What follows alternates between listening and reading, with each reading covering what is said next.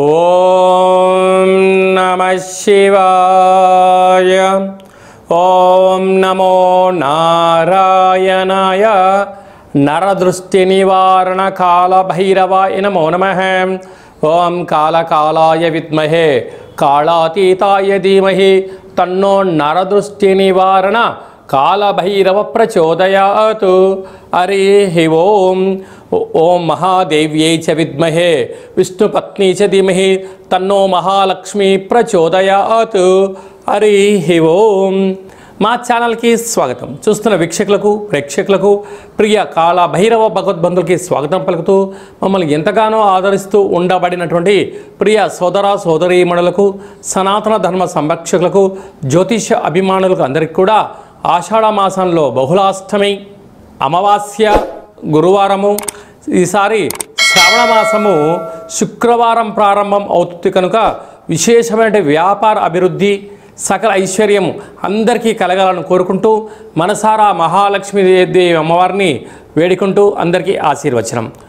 16/7/2025 నుండి 31/7/2025 వరకు పుట్టినటువంటి వారందరికీ కూడా ముందస్తుగా జన్మదిన శుభాకాంక్షలు. గతంలో వివాహం చేసుకున్న వారికి వివాహ వార్షికోత్సవ శుభాకాంక్షలు. ద్వాదశ రాశుల్లో గ్రహ గమనాల్ని ఒకసారి వీక్షింపచేద్దాం. వృషభ రాశిలో శుక్ర భగవానుడు స్వక్షేత్రం సంచార స్థితి, మిథున రాశిలో దేవగురు బృహస్పతి సంచార స్థితి, కర్కాటక రాశిలో రవి బుధ సంచార స్థితి, బుధాదిత్య రాజయోగము, సింహరాశిలో కుజుడు మరియు కేతు సంచార స్థితి, కుంభరాశిలో రాహు సంచార స్థితి, మీనరాశిలో శని భగవానుడి యొక్క సంచార స్థితితో ద్వాదశ రాశుల్లో గ్రహ గమనాలు ఈ విధంగా ఉన్నాయి. మేషరాశి వారు ఈ గురు పుషార్క యోగ సందర్భంగా ఒకవైపు ఏలనాటి శని ప్రారబ్ధ సంచార స్థితి, మరొకవైపు అర్ధాష్టమ రవిబుధ సంచార స్థితి దోషం ఉన్నప్పుడు ఎలా తొలగించుకోవాలో ఈ వీడియోలో సవివరంగా సంపూర్ణంగా తెలుసుకుందాం. మేషరాశిలో ఏ నక్షత్రాలు వస్తాయిగా? అశ్విని నక్షత్రంలోని 4 పాదాలు, భరణి నక్షత్రంలోని 4 పాదాలు, కృత్తికా నక్షత్రంలో 1 పాదం కలిపితే మేషరాశి. మేషరాశి యొక్క అధిపతి కుజ భగవానుడు. వీరికి 2వ స్థానంలో శుక్రుడు స్వక్షేత్ర సంచార స్థితిలో ఉండడం వలన ఉన్నతమైన విద్య, ఉద్యోగము, వ్యాపారము, బంగారు ఆభరణాలు, షేర్లు, క్రయ విక్రయాలు యోగదాయకం. తృతీయ స్థానంలో దేవగురు బృహస్పతి సంచారం చేయడము ఈ అమావాస్య గురువారం రోజు రావడమే జరుగుతుంది కనుక అందులో పుష్యమీ నక్షత్రం కలిసి ఉంటుంది కనుక విశేషమైనటువంటి ఆ తెల్ల జిల్లేడు వృక్షం దగ్గర ఒక 7 మార్లు ప్రదక్షిణ చేయడం, శక్తి కలిగితే ఎర్రటి ఒత్తులతో దీపాన్ని పెట్టడం, ఇంకొంచెం ఓపిక ఉంటే ఆ తెల్ల జిల్లేడు యొక్క వేరును తీసుకొచ్చి ఇంట్లో పెట్టుకున్నట్లయితే సకల శుభం కలుగుతుంది అని గమనించాలి. ఒకవైపు అర్ధాష్టమ రవి, అర్ధాష్టమ బుధుడు అంటే బుధాదిత్య రాజయోగం ఉండడం వలన ఈ ప్రదక్షిణ, ఈ దీపం ఆ వినాయకుని తీసుకొచ్చి ఇంట్లో పెట్టుకోవడం వలన ప్రభుత్వ ఉద్యోగం రావడం, ప్రభుత్వ ఉద్యోగులతో మంచి సఖ్యత పెరగడం, ఉన్నతమైనటువంటి స్థితికి ఎదగడం జరుగుతుందని చెప్పి కూడా గమనించాలి. పంచమ స్థానంలో కుజుడు కేతు సంచార స్థితి ఉండడం వలన పిల్లలు, అభివృద్ధి, ఐశ్వర్యము, ఆనందానికి కుదవలేదు అని చెప్పి కూడా గమనించాలి. ఏకాదశంలో రాహు. మీరు ఏ పని చేసినా కూడా గుప్తంగా అంటే ఎవరికి చెప్పకుండా, అంటే వీలైనంత వరకు పని విజయం సాధించేంత వరకు 3వ కంటికి తెలియకుండా పనులు సాధించగలిగితే శత్రువులను తగ్గించుకుంటారు. మీ యొక్క రాశి నుండి వ్యయంలో శని భగవానుడు ఖర్చు స్థానంలో ఉండడం వలన మీ జన్మ నక్షత్రం రోజున అష్టమి అమావాస్య తిథుల యందున దూరవాయు జల ప్రయాణాలు పెట్టుకోవద్దు. కారణం ఏమిటి అనగా శని భగవానుడు వ్యయంలో ఉండడం వలన అనవసరమైన ఖర్చులు, వాహన ప్రమాదాలు పొంచి ఉన్నాయి. ఇలాంటి కాల సమయంలో మీరు ఆ శ్వేతార్క గణపతి భగవంతుడు ముందర కుష్మాండ దీపాన్ని వెలిగించి దీనిని ఎవరికైనా మీరు దానం చేయగలిగినట్లయితే మీరు ఏదైతే అనుకుంటున్నారో అన్నింటా విజయం మేషరాశి వారి సొంతం అవుతుందని చెప్పి కూడా గమనించాలి. అలాగే సాఫ్ట్వేర్ ఉద్యోగస్తులు, హార్డ్వేర్ ఉద్యోగస్తులు, వ్యవసాయ సోదరీమణులు, గృహ భవన నిర్మాణ కార్యక్రమం ఆచరింపజేసేటువంటి వారు, రియల్ ఎస్టేట్ రంగంలో ఉండబడిన వారందరూ కూడా ఈ వర్షాకాల సమయంలో పిడుగులు పడేటువంటి అవకాశాలు ఉన్నాయి. చెట్ల కింద ఉండడం దయచేసి చేయొద్దు. సకాలంలో తిండి, సకాలంలో నిద్ర, తగు ఆరోగ్య నియమాలను మీరు పాటించగలిగినట్లయితే సకల శుభాలు, ఐశ్వర్యాలు, ఆనందానికి మేషరాశి వారు సొంతం చేసుకుంటారని చెప్పి గమనించాలి. వీలైనంత వరకు మౌనంగా ఉండండి, శాంతంగా ఉండండి. ఇంత యోగా కానీ, ఆసనం కానీ, మెడిటేషన్ కానీ చేసే ప్రయత్నం చేయండి. ప్రతిరోజు మీరు భోజనం చేసేటువంటి కాల సమయంలో మధ్యాహ్నం పూట కాకులకు ఒక ముద్ద ఆహారాన్ని పెట్టడం వలన సకల నరదృష్టి, శత్రుదృష్టి తొలగిపోతుందని చెప్పి కూడా గమనించాలి. అదే కాకుండా శక్తి కలిగితే ఒక నరదృష్టి నివారణ కొబ్బరికాయను ఏర్పాటు చేసుకొని ఆ కొబ్బరికాయతో మీరు దిష్టి తీసి పగలగొట్టినట్లయితే సకల దృష్టి దోషం తొలగి ఐశ్వర్యానికి, ఆనందానికి మేషరాశి వారు కేంద్రబిందువు అవుతారని చెప్పి కూడా గమనించాలి. జూలై మాసంలో ద్వితీయార్థంలో ముఖ్యమైనటువంటి పండుగల గురించి క్లుప్తంగా, సవివరంగా, సంపూర్ణంగా తెలుసుకుందాం.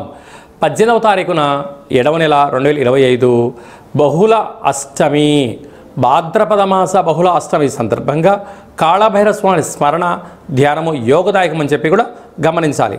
అలాగనే మనకు 24వ తారీఖున గురువారము పునర్వసు పుష్యమి నక్షత్ర సందర్భంగా గురు పుష్యార్క యోగ అమావాస్య అంటారు. అనగా అర్కము అనగా తెల్ల జిల్లడి యొక్క వృక్షము కనుక తెల్ల జిల్లడి వృక్షం దగ్గర దీపం పెట్టడం, పరిస్థితి అనుకూలించినట్లయితే ఆ తెల్ల జిల్లడి యొక్క వేరును తీసుకుని వచ్చి వాటిని బాగా శుద్ధి చేసి పసుపు, కుంకుమ, సింధూరాన్ని పోసి ఇంట్లో పెట్టుకున్నట్లయితే అద్భుతమైన విపరీతమైన రాజయోగం కలుగుతుందని చెప్పి గమనించగలగాలి. శ్వేతార్కము అంటే తెల్ల జిల్లెడి యొక్క వేర్లలో వినాయకుడి స్వరూపం ఏర్పడి ఉంటుంది. అలాంటి వేరును ఇంట్లో మనం ఉంచుకోవడం వలన, ఆ స్వరూపాన్ని ఇంట్లో ఉంచుకోవడం వలన విద్యలో, ఉద్యోగంలో, వ్యాపారాలలో, రాజకీయాలలో, సకల కార్యక్రమాలలో తిరుగులేనటువంటి జీవితం మీ సొంతం చేసుకుంటారని చెప్పి గమనించాలి. అందరికీ ఆ యొక్క శ్వేతార్క వరసిద్ధి మహాగణపతి స్వామికి ఆశీస్సులు ఉండాలని కోరుకుందాం. అందరికీ ఎవరికి ఎలాంటి అష్ట కష్టాలు లేకుండా అష్టైశ్వర్య ప్రాప్తిని కలిగించాలని కూడా మనసారా కోరుకుందాం. అలాగనే ఈ సంవత్సరం మనకు శ్రావణ మాసము మొదటి శుక్రవారంతోనే ప్రారంభమవుతుంది. విశేషంగా పుష్యమీ నక్షత్రము ఆశ్లేష నక్షత్రంలో ప్రారంభం అవుతుంది కనుక ఈ సంవత్సరం మహాలక్ష్మీదేవి అమ్మవారిని అందరికీ విద్య, ఉద్యోగ, వ్యాపార, జనాకర్షణ, ధన ఆకర్షణ కలిగించే యోగ్యత శక్తి ప్రసాదించబోతుందని చెప్పి కూడా గమనించాలి. కనుక మనం అందరము కూడా వీలైతే మనం శుక్రవారం పూట అమ్మవారిని స్మరించడం, ధ్యానించడం, లక్ష్మీదేవి పూజ చేసుకోవడం వల్ల సకల ఐశ్వర్యాలంతా కూడా మన సొంతమవుతాయని చెప్పి గమనించాలి. అందరికీ అమ్మవారు సకల ఐశ్వర్యాలని, అలాగే ఆదిలక్ష్మీ గణపతి, ధైర్యలక్ష్మీదేవతి, విద్యాలక్ష్మీ గణపతి, సకల ఐశ్వర్యలక్ష్మీ గణపతులు సంపూర్ణమైన ఐశ్వర్యాన్ని ప్రసాదించాలని మనసారా మనం కూడా కోరుకుందాం. మీ వ్యక్తిగత జాతకం తెలుసుకోవాలనుకుంటున్నారా?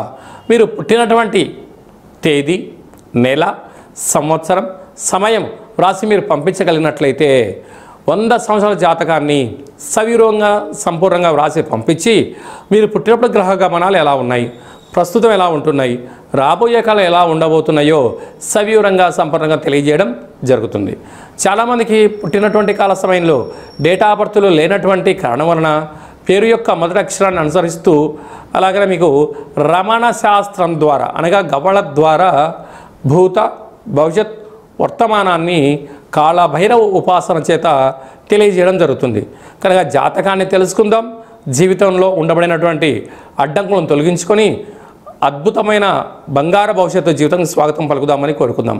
కనుక ఆసక్తి గలవారు అపాయింట్మెంట్ తీసుకొని సంప్రదించగలరు. అలాగనే వివాహమైనటువంటి దంపతులు తరచుగా గొడవ పడుతున్నారా? ఎందుకు గొడవ పడుతున్నారు? మీ యొక్క వివాహ తదనంతరము మీ యొక్క పేర్లలో మార్పులు కానీ, జాతకాల్లో ఏమైనా స్వల్పమైన ఇబ్బందులు ఏమైనా ఉన్నట్లయితే వాటిని సరిచేసి మీరు పాలు నీళ్ళలాగా శ్రీ పార్వతీ పరమేశ్వరులు కలిసి ఉండేటువంటి విధంగా సలహాలు, సూచనలు ఇవ్వడం జరుగుతుంది. కనుక అందరము బాగుండాలి, అందులో మనం కూడా ఉండాలని కోరుకుంటూ ఆశీర్వచనం. ఓం శతమానం భవతి శతాయు పురుష సతేంద్రియ ఆయుష్యేవేంద్రియే ప్రతిష్టతి ధనం ధాన్యం బహుపుత్రలాభం శత సంవత్సరం దీర్ఘమాయు సర్వే జనా సుఖినో భవంతు లోకా సమస్తా సుఖినో భవంతు సర్వం శ్రీ మహాలక్ష్మీ దేవతార్పణమస్తు. హరి ఓం. ఈ వీడియో మీకు నచ్చినట్టయితే లైక్ చేయండి, షేర్ చేయండి. అందరికన్నా మీ వ్యక్తిగత జాతకాన్ని ముందుగా తెలుసుకోవాలి అనుకుంటున్నట్లయితే మా ఛానల్ని సబ్స్క్రైబ్ చేసుకోండి. అలాగనే ఆల్ అనే బటన్ను ప్రెస్ చేసి గంట సింబల్ ప్రెస్ చేసినట్లయితే సర్వత్రా అమ్మవారి యొక్క ఆశీస్సులు మీకు పుష్కలంగా ఉంటాయని చెప్పి కూడా గమనించాలి.